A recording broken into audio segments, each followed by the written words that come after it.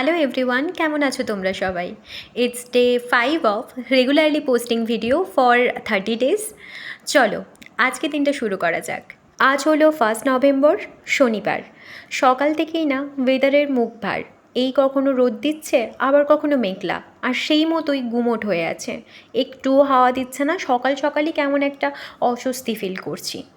সকালবেলা বাগান পরিদর্শন এখন ম্যান্ডেটরি, তাই ওটাই করলাম। সেই যে কাটা জবার কথা মনে আছে? ওকে দেখতে গেলে কিন্তু এখন ঘাড় উঁচু করে দেখতে হয়। তাও ওকে নামিয়ে একটু ক্যাপচার করলাম। আর এই যে জোনটা দেখছো, এটা হচ্ছে আমাদের কাটিং প্ল্যান্ট গ্রো করার জোন। এখানে বোগেনভেলিয়া কাটিং আছে, প্লুমেরিয়া আছে, ইঞ্চ প্ল্যান্ট আছে, অনেক রকম। আর হ্যাঁ, স্থলপদ্ম আছে। ভালো গ্রো করছে ওরা। তারপর এই দেখো, এগুলোও ভালো গ্রো করেছে। মুগ আর মেথি, এগুলো যদিও খাওয়ার জন্য, ওই আর কি। তারপর তো আমার রেগুলার কাজ ইনস্টলমেন্টেই জলটা শেষ করা, ওটা নিয়ে ছাদে গেছিলাম। তবে মাল্টিটাস্কিং করে ফিরে এসেছি। ছাদে জামা কাপড় মেলা, তারপর হচ্ছে টুনি বাল্বগুলো খুলে গুছিয়ে ফেলা, এগুলো ভাই আর আমি কমপ্লিট করে তারপর নিচে এসেছি।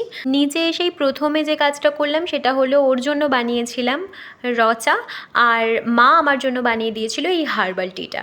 এই পার্সেলটা আজকে রিসিভ করেছি। তারপর ওই হার্বাল চাটা খেতে খেতে একটু নিজের কাজকর্ম গুছিয়ে নিলাম। দুপুরে পুজো কমপ্লিট করলাম। পুজোটা কমপ্লিট করার পর দেখছি এত কালারফুল লাগছে ফুলগুলো দেখতে, তাই একটু ক্যাপচারও করলাম। এটা হলো আজকের আমার লাঞ্চ। তারপর ওই শোক করা মুগ আর চা দিয়ে আজকে সন্ধেবেলা স্ন্যাক্সটাও কমপ্লিট করেছি। তারপর আমার একটা বড় কাজ পড়েছিল, সেটা হলো একটা হোমমেড কেক বানাতে হয়েছে। কেন বানাতে হয়েছে? আজ হলো আমাদের একটা ভাইয়ের জন্মদিন, আমাদের বড় ভাইয়ের বন্ধু।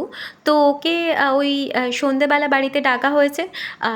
একটা হোমমেড কেক বানানো হচ্ছে, আর সন্ধেবেলা একটু জমিয়ে আড্ডা হবে, এই আর কি।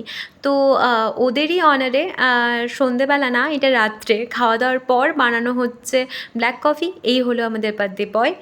এইভাবেই কাটলো দিনটা, হেকটিক বাট মজাদার।